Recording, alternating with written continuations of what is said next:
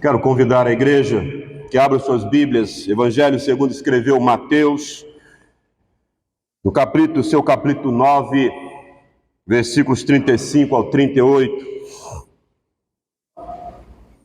Evangelho segundo escreveu Mateus, capítulo 9, versículos 35 ao versículo 38. Nós vamos colocar em pé, em uma só voz, vamos ler a palavra de Deus. Evangelho segundo escreveu Mateus, capítulo 9, versículos 35 ao 38.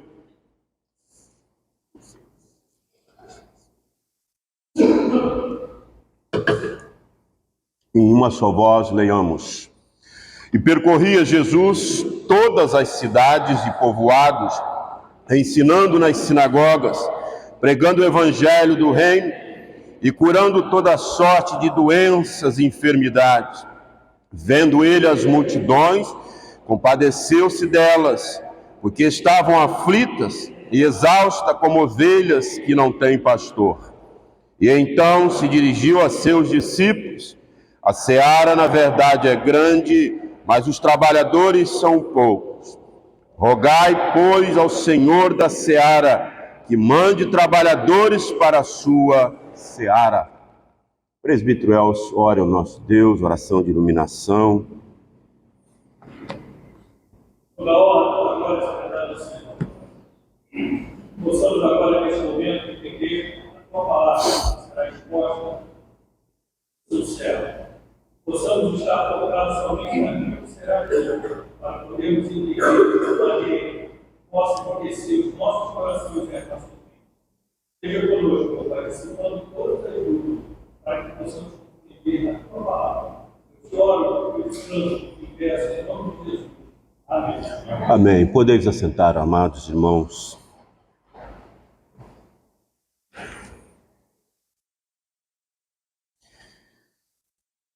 Irmãos queridos, esse texto é um texto muito conhecido, um texto lindo da palavra de Deus.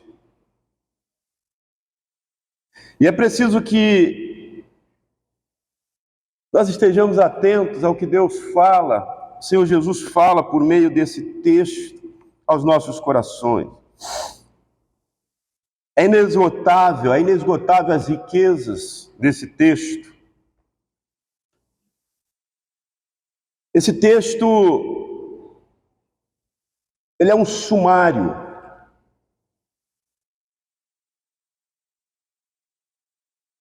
Ele tem como característica a retrospectiva da narrativa do capítulo 5 ao capítulo 9. Mantenha sua Bíblia aberta, acompanhe comigo. Talvez eu possa demorar um pouquinho hoje nesse texto, mas eu quero que você acompanhe comigo. E antecipadamente, ele nos mostra o que virá no capítulo 10 e no capítulo 11.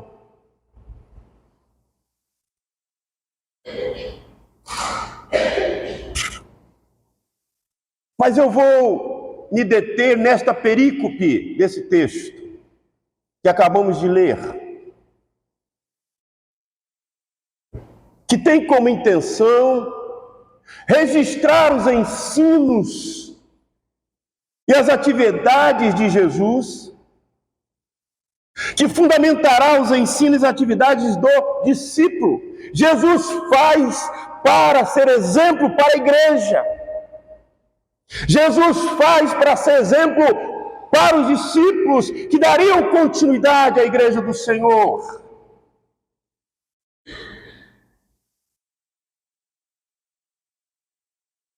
Ele demonstra ensinos e prática de Jesus, ou seja, o cumprimento do Emanuel, do Deus conosco. É o registro do Cristo que fala, mas é o registro do Cristo que fala aquilo que ele fez na prática, que ele realizou em meio ao povo. O cristianismo é prático. O mundo que não conhece Jesus, ele vai conhecer através das boas obras da igreja. A igreja esse Cristo vai ser visto através das boas obras dos membros desse corpo, cujo cabeça é esse Cristo, que se revela a nós, por meio da sua palavra, graciosamente.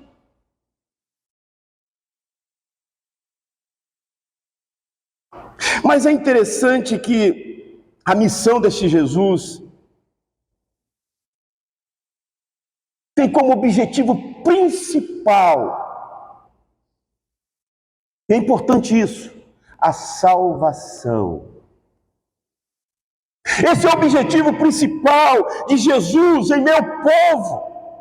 Ele veio para isso.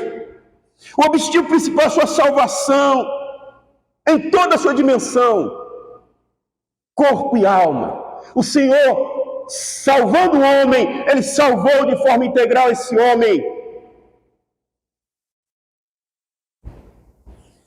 Corpo e espírito. Quando nós olhamos o versículo 35 desse texto,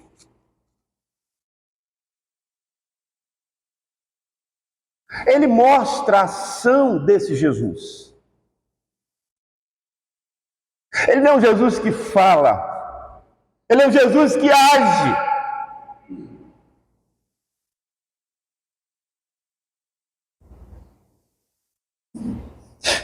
Nós temos falado muito. Como nós gostamos de falar, né? É bom falar, um bom bate-papo.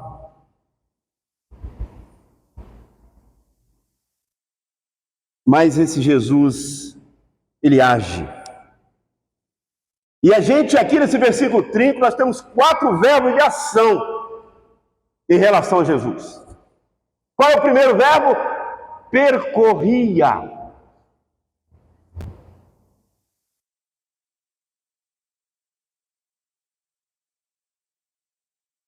Jesus, cabeça da igreja, ele percorria.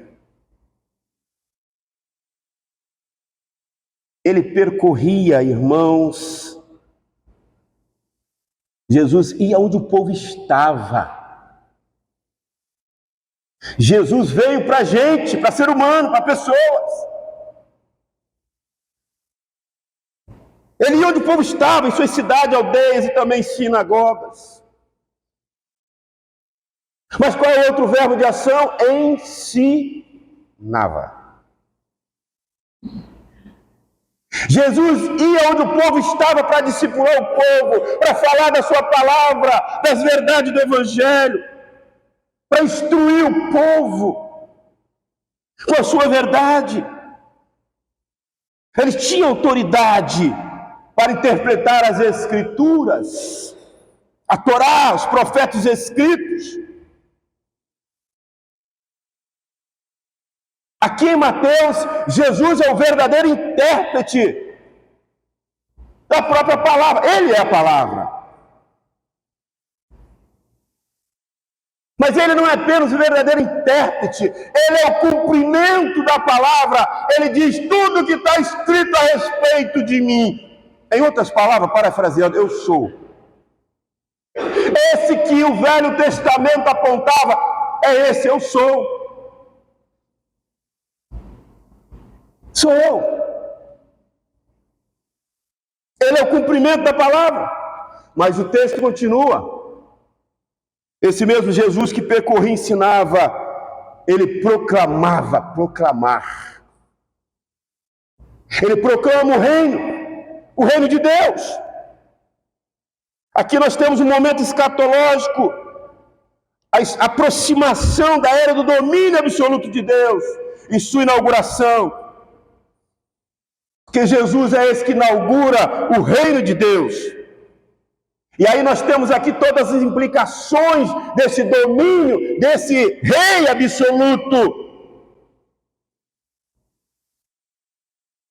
Nós temos todas as implicações desse acontecimento. Pois ele convida todos os ouvintes, irmãos, a se posicionarem sobre esse plano redentivo, sobre o plano de salvação trazido por ele, por meio de Jesus. Não tem meio termo. Você vai ter que se posicionar sobre a proclamação desse reino. Olha, eu vou proclamar, mas não existe meio termo. Ou você se submete, ou você não se submete.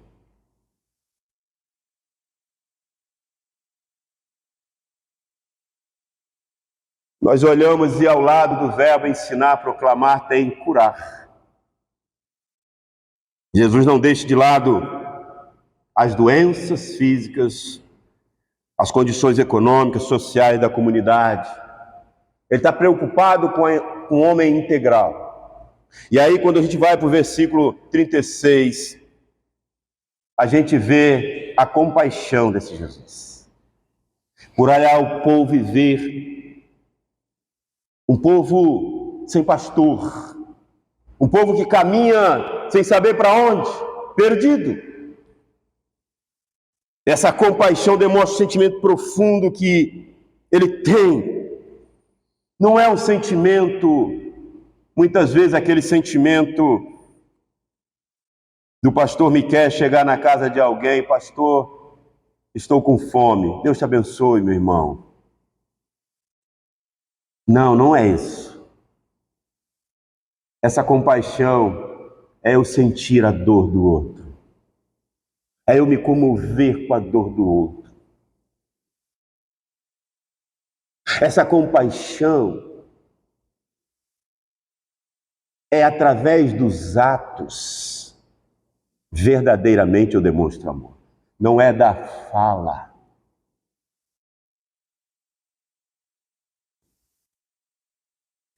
Os nossos atos, eles falam mais alto do que a nossa voz.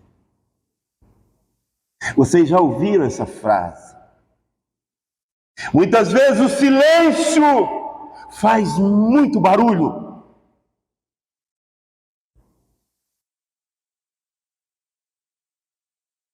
Os nossos atos falam mais alto do que a nossa voz. Porque os atos demonstram amor. Essa compaixão que Jesus sente, uma forte comoção nas entranhas. Esse sentimento surge em constatar que o povo estava deixado à mercê da própria sorte. Aqueles que tinham a função de cuidar e proteger o povo, tanto o poder político como religioso, os tinham abandonado. Como ovelha que não tem pastor. Aqui nós temos uma metáfora do Antigo Testamento. Uma metáfora, referindo-se ao povo de Deus, ao povo de Israel. Moisés pede a Deus um homem que conduz o povo de Israel à terra prometida.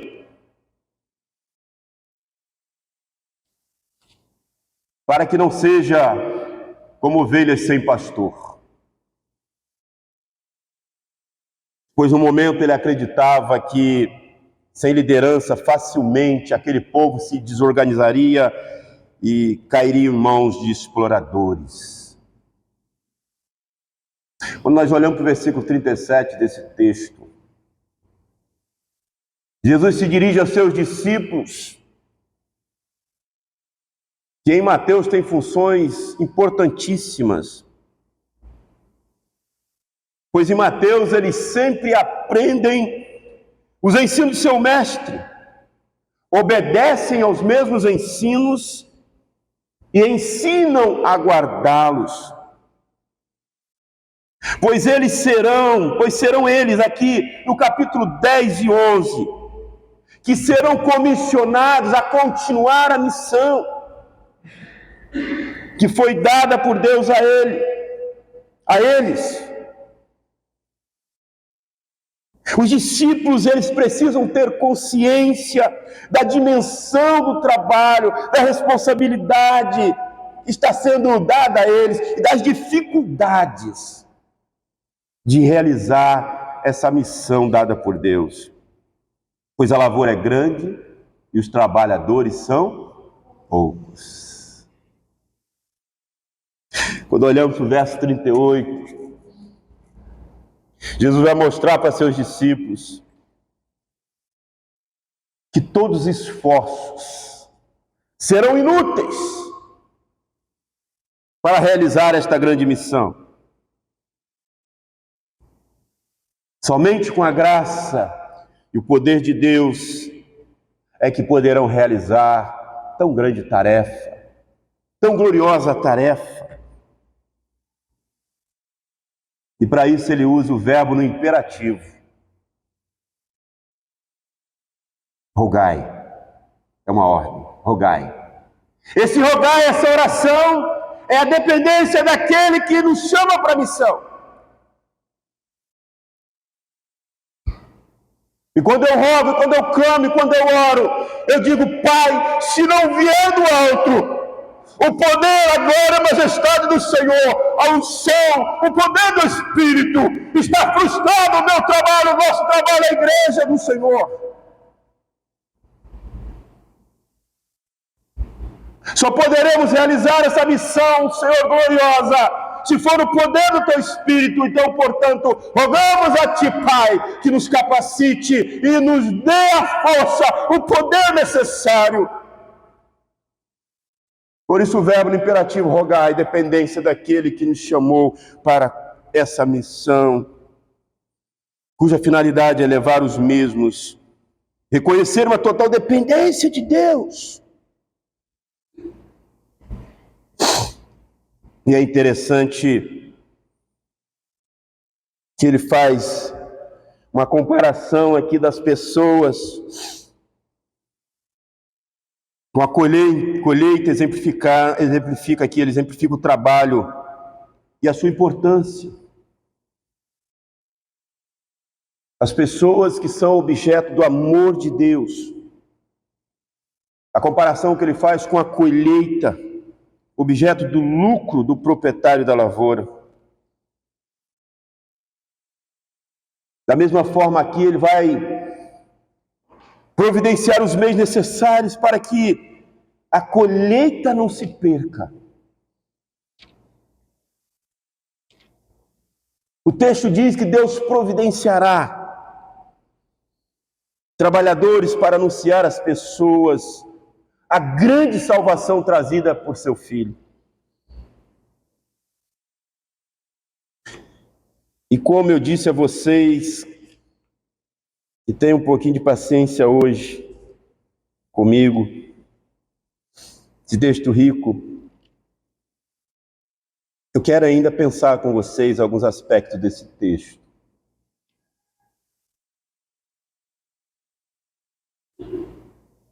Eu quero pensar com você nesta manhã a missão da igreja na visão de Cristo. A missão da igreja na visão de Cristo, ela se dá em meio ao povo. Não é em frente à televisão, não é nos bancos acolchoados da igreja, não é no ar-condicionado da igreja. Tudo isso é maravilhoso e precisa. Nós precisamos, só vai ao povo quem tem comunhão com Deus e com a igreja. Não há crente fora da igreja. Todo crente está na igreja, porque é na comunhão dos santos que somos aperfeiçoados para depois receber o ID do Senhor, para proclamar as boas novas. Mas a missão da igreja na visão de Cristo se dá em meio ao povo.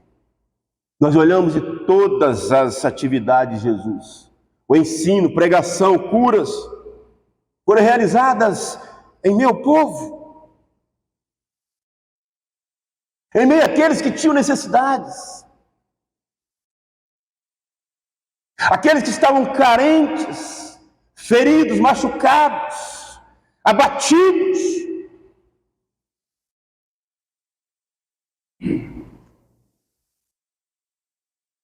O texto lido demonstra que Jesus percorria suas cidades, vielas, comunidades. E é por isso que ele conhecia a quem ele pregava.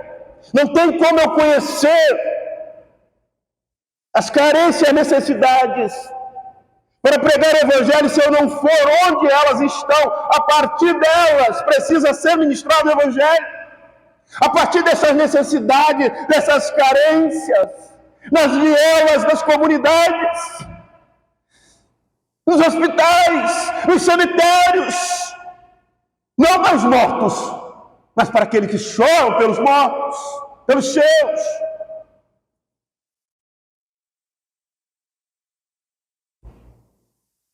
Somente quando nos dispomos como crentes em Jesus, também a ir ao encontro dessas pessoas como Jesus, em suas respectivas habitações, em seus contextos sociais variados, é que podemos compreender a dor, as grandes e terríveis necessidades que elas enfrentam.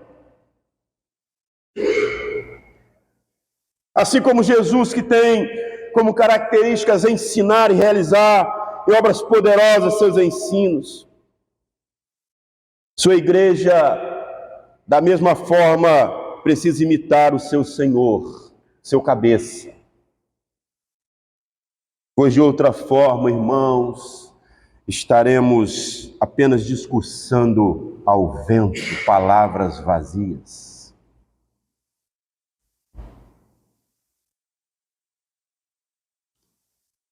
Missão para a igreja é primordial. É tarefa de primeira pauta, pois a ordenança é aquele que nos comissionou para sermos a igreja dele. Ide e pregai o Evangelho a toda criatura. É lá nas casas, nos bairros, nas comunidades.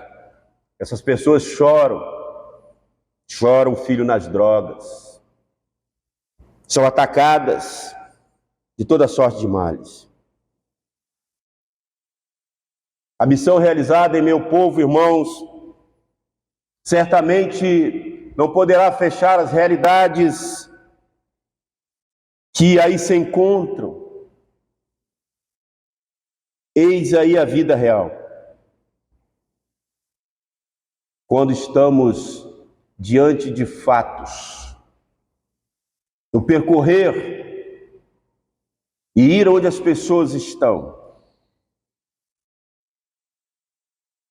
nós vamos conhecer os problemas em nossas cidades, em nossas comunidades. A igreja precisa se envolver nesses lugares. A igreja precisa criar identidade nesses lugares, porque ela, a igreja, porta a palavra de Deus, porta a verdade que pode transformar as vidas.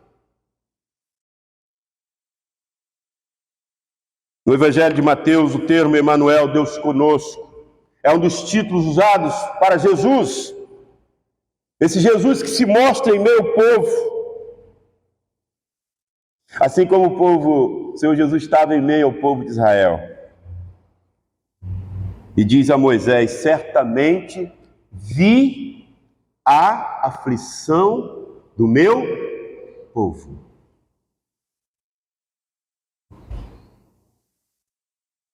Que está no Egito, que está sofrendo, e ouvi o seu clamor por causa dos seus exatores. Conheço-lhe o sofrimento. Mateus 1:23. Sim, Jesus, o Deus itinerante, também se mostra junto ao seu povo. A missão da igreja, na visão de Jesus, ela se dá em meio ao povo.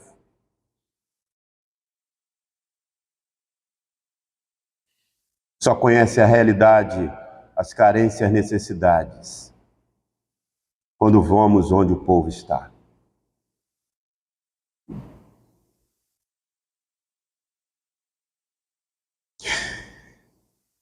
A missão da igreja, na visão de Jesus, ela é motivada pela compaixão. Versículo 36. Jesus vê e sente compaixão pelo povo.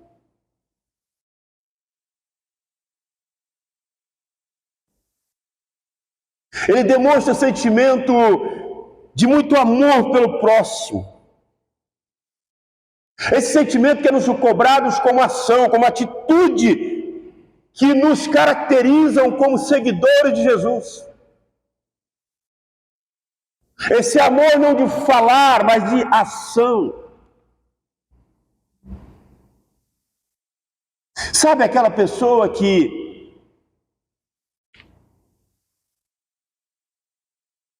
eu digo que amo e está enferma? E se quer eu ligo, se quer eu visito, mas eu digo que amo. Eu não tenho tempo, meu tempo é muito corrido, mas como eu, que gosto de futebol, paro em frente à televisão, fico 90 minutos sentadinho, sem piscar. Se a mulher falar uma coisa, peraí, depois. Mas eu não tenho tempo. Percebem? Eu não tenho tempo.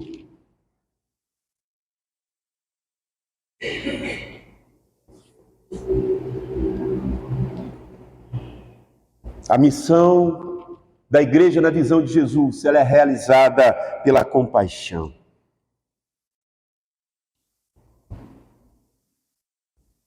Jesus demonstra amor pelas ovelhas. Ele olha e vê a multidão sem Jesus. E ele sabe que ele é a solução. Que ele é o poder consolador, transformador daquelas vidas. No Sermão do Monte, nas bem-aventuranças, nós olhamos e vemos, irmãos, ele mostrando que esses também alcançarão misericórdias. Multidão sem Jesus, nós devemos demonstrar amor por elas como ele demonstrou por nós, para que agora a igreja demonstre por essas sem pastor. São pessoas que estão conscientes de serem indignas da misericórdia de Deus, e que não fosse por essa misericórdia, elas não seriam apenas pecadoras, mas pecadoras condenadas, assim como nós éramos. Consequentemente, esforçam-se por refletir o seu convívio com outro algo da misericórdia de Deus, que Deus mostrou para com elas. E quanto mais faz isso, mais a misericórdia de Deus se estende a elas. Essas pessoas que se compadecem, como Jesus se compadeceu delas. Porque só pode demonstrar misericórdia quem foi alcançado pela misericórdia verdadeiramente de Deus, por meio de Cristo. Jesus teve compaixão, ele sente tristeza, as dores do povo são as dores do próprio Cristo, porquanto ele ama eternamente essas pessoas sobrecarregadas.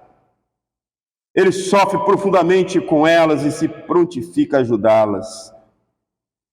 Vinde a mim todos vós que estáis cansados e sobrecarregados, e eu vos aliviarei. Compaixão, misericórdia. A igreja que nasce da misericórdia precisa demonstrar misericórdia. Portanto, como servo de Jesus, irmãos, não podemos esquivar desse sentimento que precisa estar impregnado em nós, encarnado em nós, e ser desenvolvido no serviço ao próximo. E o motivo da compaixão de Jesus,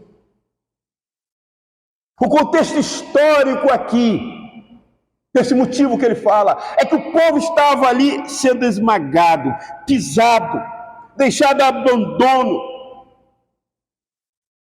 O contexto histórico, literário aqui desse texto, indica que Roma e a elite religiosa era a causa desse jugo pesado que destruiu o povo do qual Jesus sente misericórdia.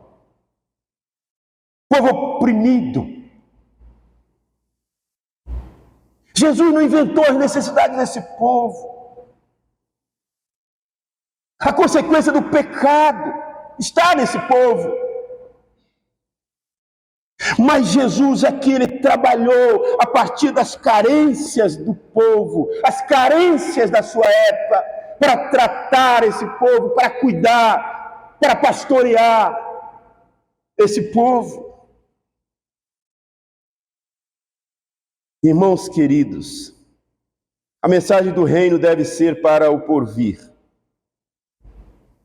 E, ao mesmo tempo, apresentar um projeto de vida e orientações sobre o que fazer hoje, enquanto igreja, enquanto povo de Deus, enquanto servo de Deus. Jesus demonstrou a compaixão ao povo na sua concretude de suas ações. Sabe aquela pessoa que diz para você, eu te amo, mas a todo tempo está te ferindo, machucando? Será que ama mesmo?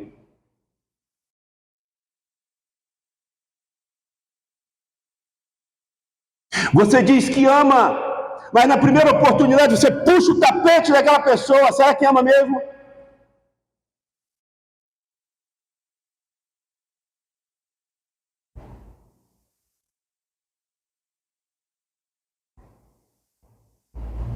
Nas mãos de Jesus, em suas mãos, utilizam-se ferramentas de profunda eficácia na restauração dessa gente que está oprimida pela poderosa Roma.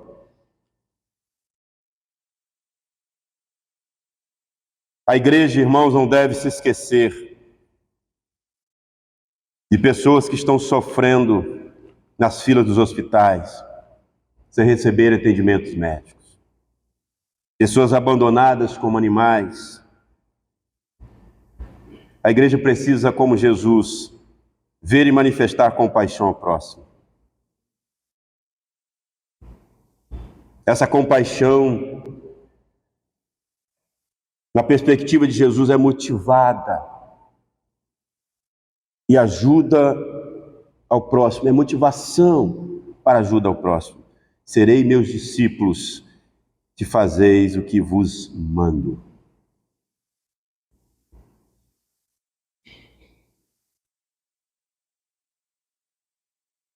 Jesus fala, mas o que ele fala, ele pratica.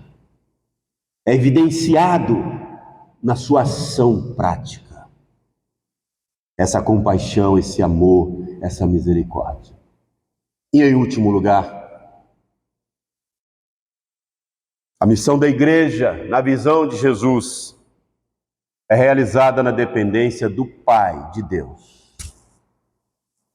Versículo 38. Jesus ensinou aos seus discípulos que todos os esforços humanos em si não poderão resultar em uma eficiente colheita.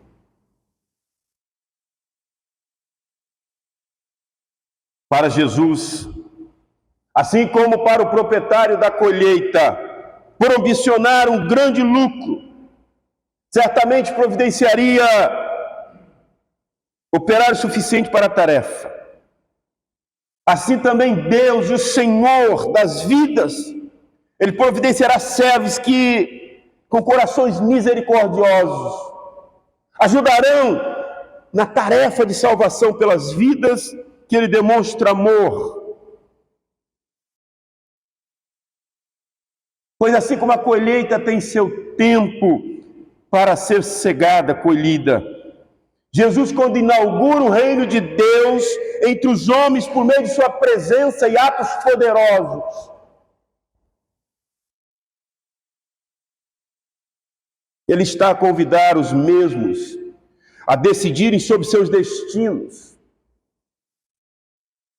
Pois o Evangelho de Jesus tem também intenção em uma resposta do homem em relação ao seu destino. O homem está passivo à ação do Espírito Santo de Deus.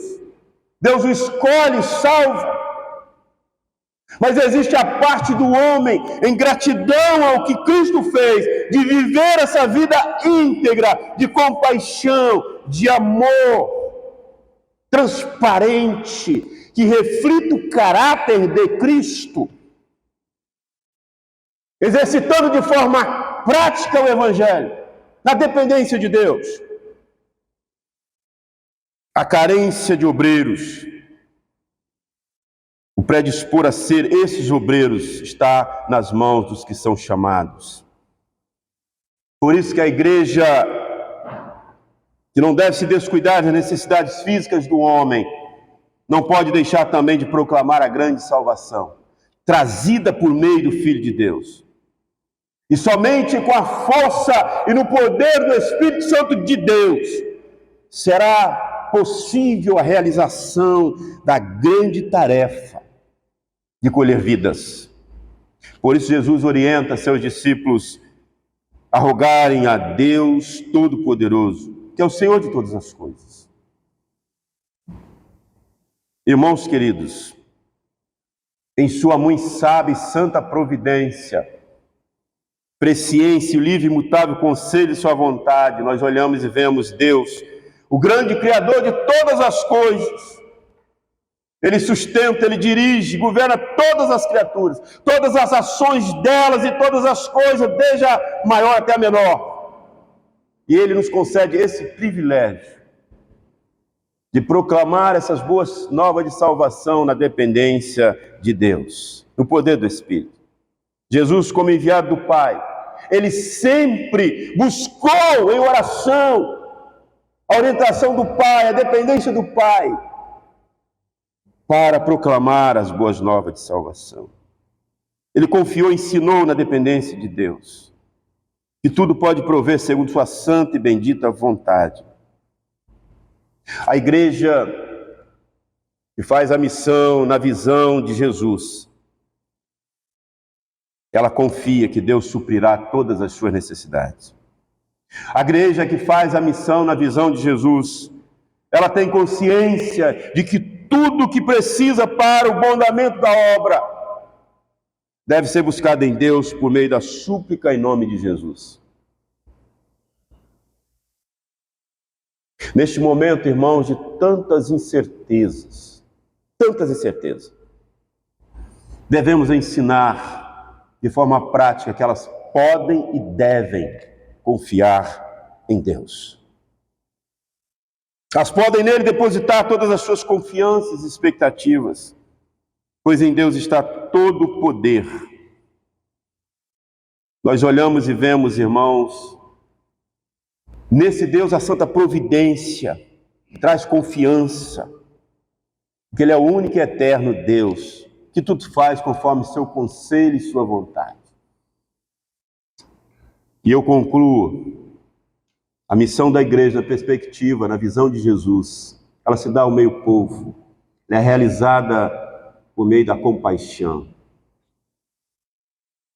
E nós olhamos nesse texto, irmãos, e ela é realizada na dependência de Deus, não na força do homem, não na sabedoria humana. Nosso compromisso como igreja, experimentamos a experiência da presença do reino de Deus inaugurada por Jesus. Nós somos chamados, enviados por Deus, para dar testemunho a respeito do reino e proclamar a esse mundo aflito, falido, por meio de atos e palavras, por meio de vida e sofrimento, e mesmo sofrimento até a morte.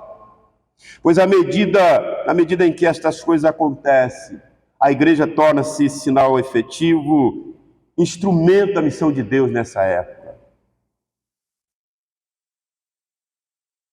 A igreja que faz missão na visão de Jesus, ela percorre as localidades onde o povo está, usando instrumento de trabalho na restauração do povo, o ensino, a proclamação da palavra de Deus, que cura, liberta. A igreja que faz missão na visão de Jesus, ao percorrer as localidades dessas pessoas, ela nutre essas pessoas pela profunda compaixão, comoção, que é refletida em atos, não verbais, em atos. Os atos falam mais alto de compaixão. A igreja que faz missão na visão de Jesus reconhece que somente pela força do Espírito Santo de Deus é possível realizar sua responsabilidade na seara do Senhor.